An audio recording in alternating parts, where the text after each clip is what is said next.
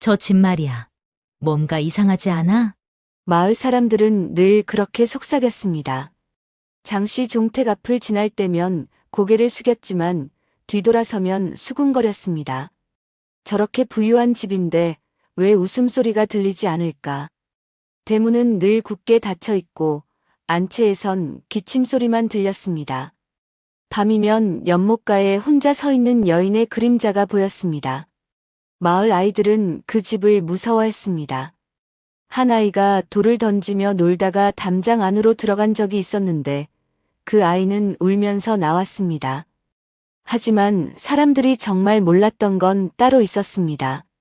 그 집의 부가 어디서 왔는지, 왜 주인의 눈빛이 늘 불안한지, 왜 안주인이 밤마다 우는지.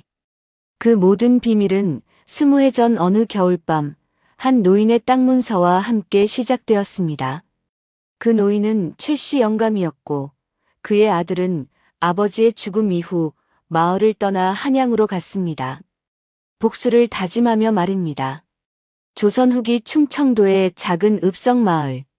산줄기가 마을을 에워싸고 있었고 겨울은 길고 봄은 짧았습니다.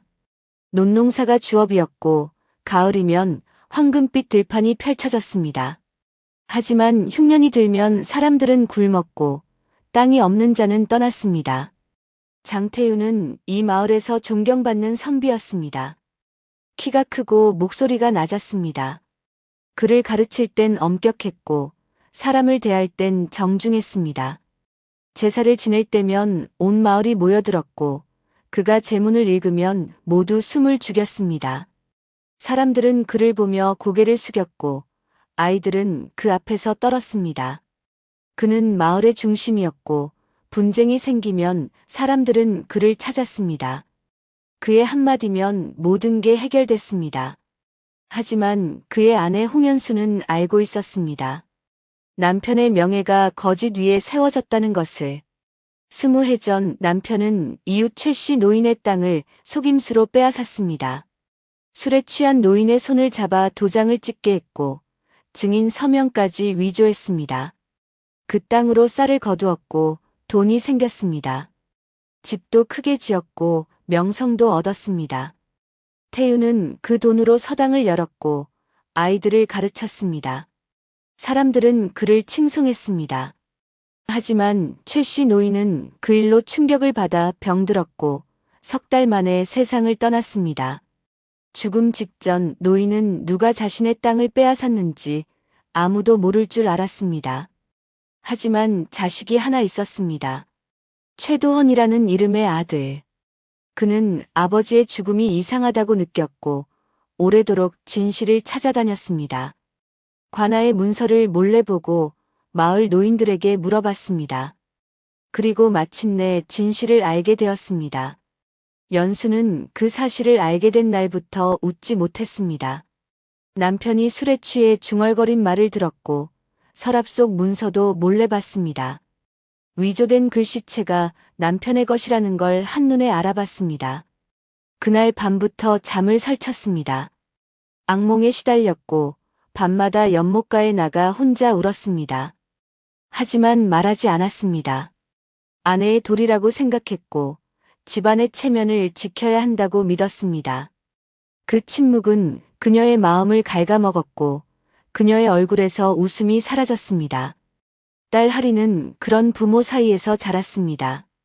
20살이 되도록 집 밖을 자유롭게 다녀본 적이 없었습니다. 아버지는 엄격했고 어머니는 늘 슬퍼 보였습니다. 집 안 공기는 무거웠고 웃음소리는 들리지 않았습니다. 하리는 늘 궁금했습니다. 왜 우리 집은 다른 집과 다를까? 다른 집은 밥 먹을 때 이야기 소리가 들리는데 우리 집은 왜 조용할까? 아버지는 왜 늘 무표정하고 어머니는 왜 자주 우실까? 동생 이석은 더 힘들어했습니다. 16살이었지만 말이 없었습니다. 아버지는 그를 늘 혼냈습니다. 글씨가 삐뚤어졌다고, 자세가 바르지 못하다고, 목소리가 작다고 말입니다. 이석은 점점 말수가 줄었고 아버지 앞에서는 고개를 들지 못했습니다. 밤이면 혼자 마당에 나가 별을 바라봤습니다. 하리는 그런 동생이 안쓰러웠지만 어쩔 수 없었습니다. 어느 봄날 아침 하리는 어머니에게 물었습니다. 어머니, 왜 우리 집은 다른 집처럼 웃음이 없어요? 연수는 한참을 말없이 앉아 있다가 작게 답했습니다. 사람에겐 모두 짐이 있단다. 우리 집도 그런 짐이 있어. 하리는 그 말의 뜻을 알 수 없었지만 어머니의 눈가가 젖어 있다는 걸 놓치지 않았습니다. 그날 밤 하리는 천장을 바라보며 생각했습니다. 우리 집엔 분명 비밀이 있다. 아무도 말하지 않는 무언가가 있다. 그해 여름 마을 장터가 섰습니다. 보름에 한 번씩 열리는 큰 장이었습니다. 사람들이 모여들었고 갖가지 물건이 펼쳐졌습니다. 곡식, 옷감, 그릇, 생선, 나물. 장돌뱅이들의 목소리가 요란했고 아이들의 웃음소리가 울려 퍼졌습니다. 하리는 어머니 심부름으로 수건을 사러 나갔습니다. 오랜만에 밖으로 나온 그녀는 가슴이 두근거렸습니다. 장터는 신기했습니다. 집에선 볼 수 없는 것들이 가득했고 사람들의 얼굴엔 생기가 돌았습니다. 하리는 천천히 걸으며 구경했습니다. 색색의 옷감, 반짝이는 그릇, 향기로운 약초. 모든 게 새로웠습니다. 그때 갑자기 누군가와 부딪혔습니다. 손에 들고 있던 바구니가 땅에 떨어졌습니다. 고개를 들어보니 낯선 남자였습니다. 나이는 26쯤 됐을까요? 옷은 낡았지만 깨끗했고 얼굴엔 땀이 맺혀 있었습니다. 눈빛은 맑았고 말투는 정중했습니다. 그는 미안하다며 떨어진 바구니를 주워 건넸습니다. 손이 거칠었지만 움직임은 세심했습니다. 하리는 바구니를 받으며 고맙다고 인사했습니다. 남자는 고개를 끄덕이고 가버렸습니다. 며칠 뒤 다시 장터에서 마주쳤습니다. 이번엔 남자가 먼저 알아봤습니다. 그는 자신이 객주집에서 일한다고 소개했습니다. 이름은 최도원입니다. 한양에서 내려와 이 마을에서 일한 지 몇 해 됐습니다. 하리는 그와 이야기를 나누며 처음으로 편안함을 느꼈습니다. 그는 말이 많지 않았지만 듣는 이의 마음을 편하게 만드는 사람이었습니다. 그 후로 두 사람은 자주 만났습니다. 장이 서는 날이면 하리는 일부러 일찍 나갔고 도원도 같은 시간에 나타났습니다. 장터 한쪽에 앉아 이야기를 나눴습니다. 도원은 먼 길 이야기를 해줬습니다. 산길이 험했던 얘기, 강을 건너다 넘어진 얘기, 장돌뱅이들과 흥정한 얘기. 하리는 그 이야기를 들으며 웃었습니다. 집에선 한 번도 크게 웃어본 적 없는데 이 사람 앞에서는 웃음이 터져 나왔습니다. 도원도 하린의 웃음을 보며 미소 지었습니다. 날이 갈수록 두 사람은 가까워졌습니다. 하린은 도원에게 집안 이야기를 조금씩 털어놓았습니다. 아버지가 엄격하다는 것, 집안이 무겁다는 것, 웃음이 없다는 것. 도원은 조용히 들어줬습니다. 그리고 자신의 이야기도 했습니다. 어릴 적 가난했던 이야기, 아버지를 일찍 여인 이야기 말입니다. 아버지는 억울하게 돌아가셨어요. 땅을 빼앗기고 그 충격으로 병들어 돌아가셨지요. 하리는 그 말에 공감했습니다. 모두에게 상처가 있다는 걸 그 순간 깨달았습니다. 하지만 그녀는 아직 몰랐습니다. 도원의 아버지가 바로 자기 아버지에게 땅을 빼앗긴 사람이라는 것을. 그러던 어느 날 도원이 말했습니다.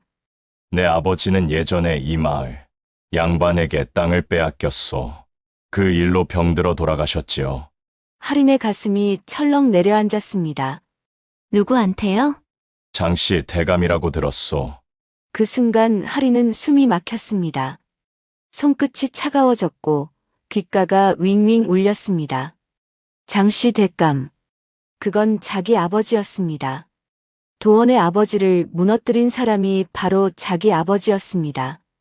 사랑하는 사람의 고통이 자기 집안에서 비롯됐다는 사실이 칼처럼 가슴을 찔렀습니다. 하리는 아무 말도 하지 못했습니다. 입술이 떨렸고 눈물이 맺혔습니다. 도원은 그런 그녀를 이상하게 여겼지만 더 묻지 않았습니다. 하리는 급히 자리를 떴습니다. 집으로 돌아가는 길에 다리가 풀렸습니다. 마음속이 무너지는 것 같았습니다. 집에 돌아온 하리는 밤새 잠을 이루지 못했습니다. 도원의 말이 계속 맴돌았습니다. 아버지가 정말 남의 땅을 빼앗았을까요? 설마 그럴 리 없어. 아버지는 존경받는 선비인데. 하지만 가슴 한구석에선 이미 진실을 알고 있었습니다. 그래서 집안이 이렇게 무거웠구나. 그래서 어머니가 늘 슬퍼했구나. 그래서 아버지가 웃지 않았구나. 며칠 뒤 하리는 아버지의 방을 지나다가 책상 위에 펼쳐진 문서를 보았습니다. 호기심에 가까이 다가가 읽어봤습니다. 매매 증서였습니다. 평에 한 피를 사고 팔았다는 내용. 판 사람 이름에 최 씨라고 적혀 있었습니다. 그리고 증인란에 아버지 이름 장태윤이 적혀 있었습니다. 하지만 그 글씨체는 어딘가 어색했습니다. 다른 문서의 글씨와 달랐습니다. 삐뚤어진 부분도 있었고 먹물이 번진 곳도 있었습니다. 위조된 것처럼 보였습니다. 하리는 그 자리에서 무릎이 꺾였습니다.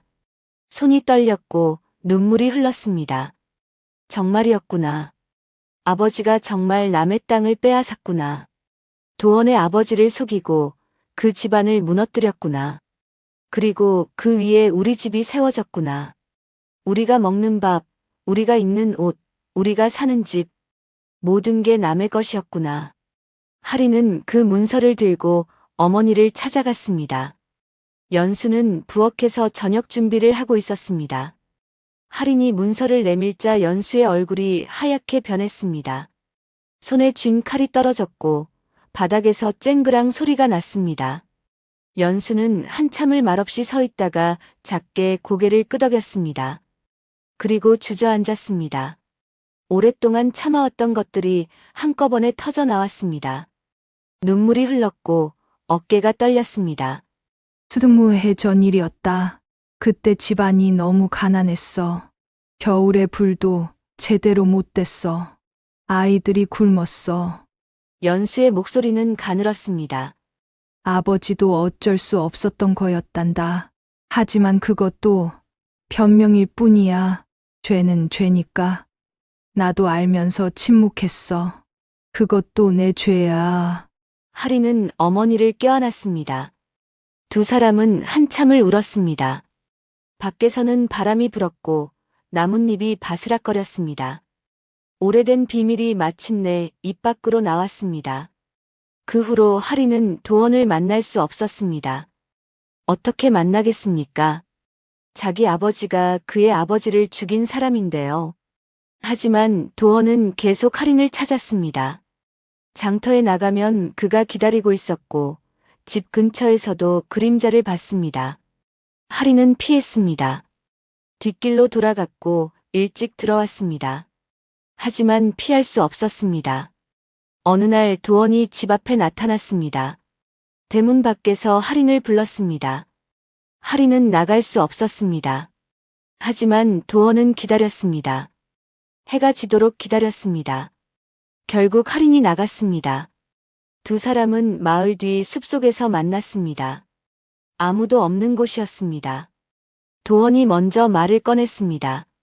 왜 날 피하오? 하린은 눈물을 참으며 대답했습니다. 당신 아버지를 무너뜨린 사람이 우리 아버지예요. 도원의 얼굴이 굳었습니다. 그는 한참을 말없이 서 있다가 고개를 끄덕였습니다. 알고 있었소. 처음부터 알고 있었소. 하린은 놀랐습니다. 그럼 왜 저한테 다가온 거예요? 처음엔 복수하려고 했소. 장씨 집안을 무너뜨리려고. 하지만 당신을 알게 되면서 마음이 흔들렸소. 복수보다는 사랑이 더 크다는 걸 깨달았소. 하지만 그래도 정의는 세워야 합니다. 하린은 가슴이 찢어지는 것 같았습니다. 사랑했던 사람이 복수를 위해 다가왔다니. 하지만 도원의 눈빛을 보니 그것만은 아니라는 걸 알 수 있었습니다. 그의 눈엔 진심이 있었습니다. 혼란도 있었고 고통도 있었습니다. 도원은 품에서 문서를 꺼냈습니다. 위조된 매매 증서였습니다. 아버지의 것과 똑같은 문서였습니다. 증거를 찾았소. 관아에 고발하면 당신 아버지는 유배를 갈 거요. 당신 가족은 모두 손가락질 받을 테고요. 하지만 이게 정의입니다. 하리는 무릎을 꿇었습니다. 땅에 이마를 대고 애원했습니다. 제발 그러지 마요. 복수는 또 다른 불행만 낳아요. 당신도 아플 거고, 우리도 아플 거예요. 그보다는 이 고통을 함께 안고 가요. 제가 평생 속죄하며 살게요. 하지만 도원은 마음을 바꾸지 않았습니다. 아버지의 억울함을 풀어야 한다고 했습니다. 정의를 세워야 한다고 했습니다. 그는 문서를 들고 관아로 향했습니다. 하리는 그를 막을 수 없었습니다. 그저 뒤에서 울기만 했습니다. 다음 날 새벽 도원은 관아 앞에 서 있었습니다. 문서를 품에 안고 있었습니다. 조금만 들어가면 모든 게 끝난다고 생각했습니다. 장씨는 벌을 받고 아버지의 한은 풀릴 것입니다. 하지만 발이 떨어지지 않았습니다. 할인의 눈물이 떠올랐고 그녀의 애원이 귀에 맴돌았습니다. 복수하면 정말 마음이 편해질까?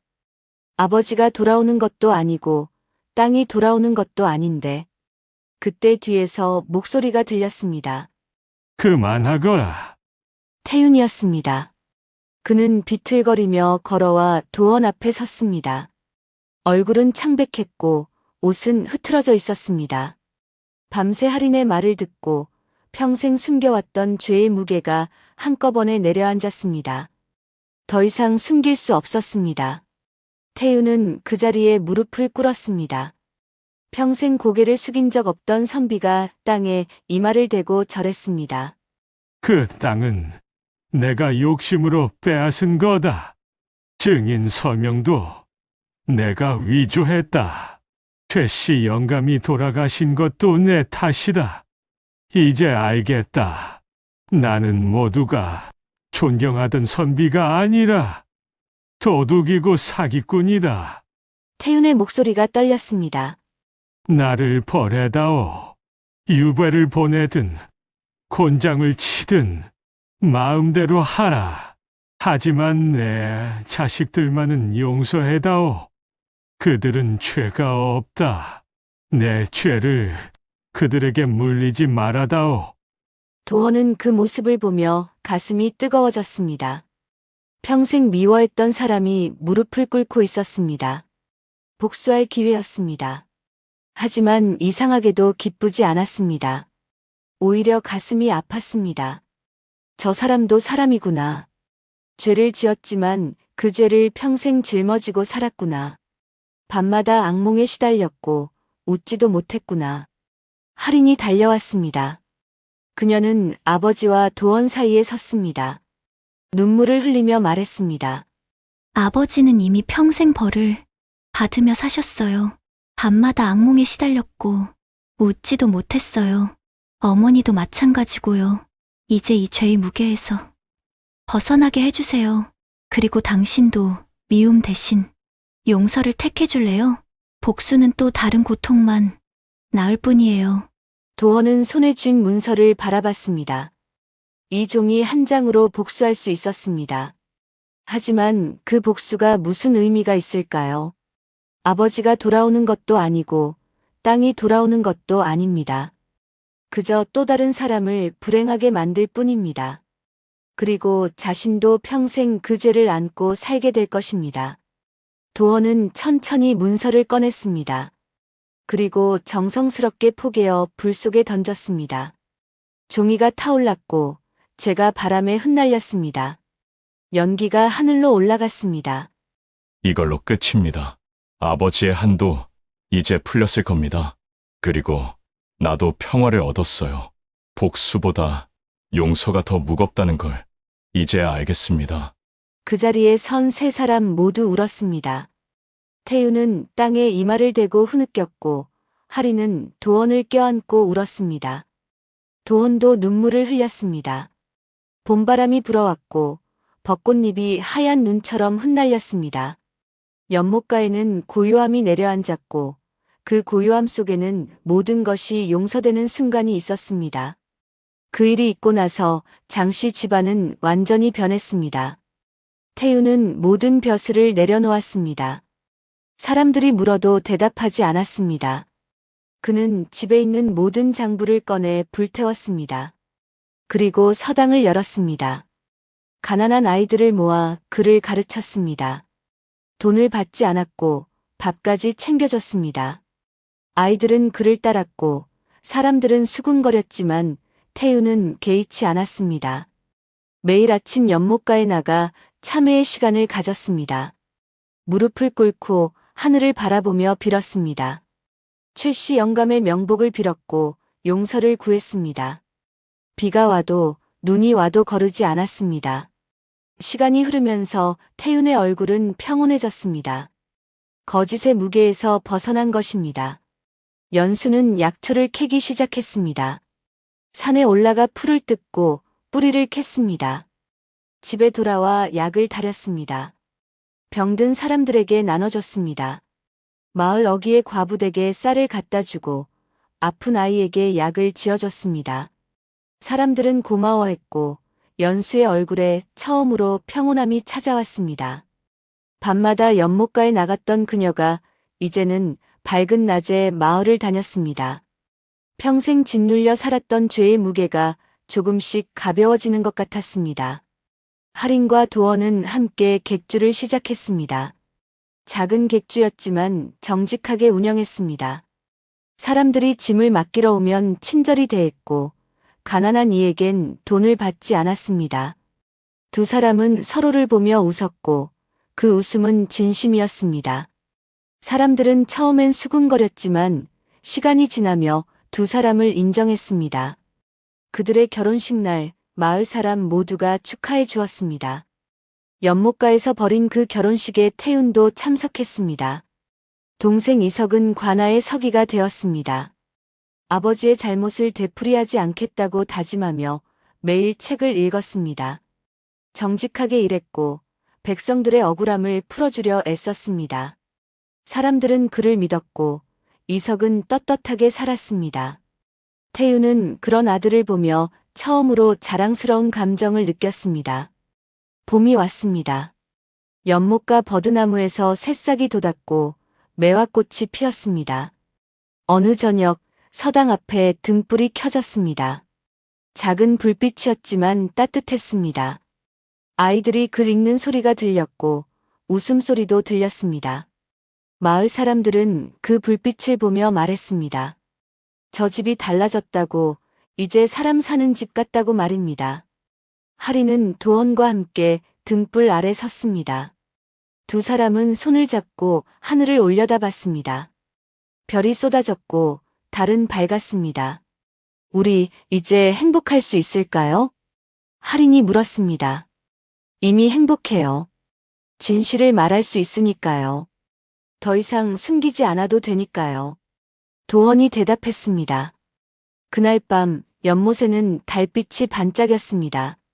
물결이 잔잔하게 일렁였고 매화향이 바람에 실려왔습니다. 태윤은 여전히 연못가에 앉아 하늘을 바라봤습니다. 하지만 이제 그의 얼굴엔 평온함이 있었습니다. 죄의 무게는 여전했지만 이제 그것은 그를 누르지 않았습니다. 참회가 그 무게를 이겨낸 것입니다. 마을 사람들이 서당 앞을 지나갔습니다. 저 불빛을 보니 저 집이 참 달라졌다고 말했습니다. 아이들의 웃음소리를 들으니 이제 사람 사는 집 같다고 중얼거렸습니다. 누군가는 장씨 대감이 성인이 된 것 같다고 말했고 누군가는 저렇게 변할 수 있다니 놀랍다고 했습니다. 장씨 종택 마당에서 연수는 매화가지를 정리했습니다. 아직도 매화는 피어났습니다. 매해 봄이면 그 꽃은 피었고 그 아래서 사람들은 웃었습니다. 연수는 매화 한 송이를 꺾어 방에 꽂았습니다. 방 안가득 꽃향기가 번졌습니다. 그녀는 창밖을 바라보며 중얼거렸습니다. 이제 마음이 편해졌다고, 더 이상 숨기지 않아도 되니까요. 밤이 깊었습니다. 별 아래 연못가에서 태윤이 고개를 들었습니다. 하늘이 맑았고 바람이 따뜻했습니다. 그의 입술에서 작은 숨이 새어나왔습니다. 죄의 무게는 여전했지만 이제 그것은 그를 누르지 않았습니다. 참회가 그 무게를 이겨낸 것입니다. 그는 연못의 물을 바라봤습니다. 달빛이 그 위에서 흔들렸고 물결이 잔잔하게 일렁였습니다. 세월이 흘렀습니다. 태유는 노인이 되었고 연수의 머리는 희끗희끗해졌습니다. 하지만 두 사람의 얼굴엔 평온함이 있었습니다. 할인과 도원은 아이를 낳았고 그 아이는 할아버지 무릎에서 놀았습니다. 이석은 마을의 존경받는 관리가 되었습니다. 어느 봄날 장씨 종택 마당에는 사람들이 모였습니다. 아이들의 웃음소리가 울려 퍼졌고 꽃향기가 가득했습니다. 태유는 마루에 앉아 그 광경을 바라봤습니다. 눈가에 눈물이 맺혔습니다. 이제야 진짜 봄이 왔다고 중얼거렸습니다. 연못과 버드나무는 푸르게 자랐고 매화는 해마다 피었습니다. 그 아래서 사람들은 웃었고 이야기를 나눴습니다. 장씨 집안의 봄은 그렇게 계속되었습니다.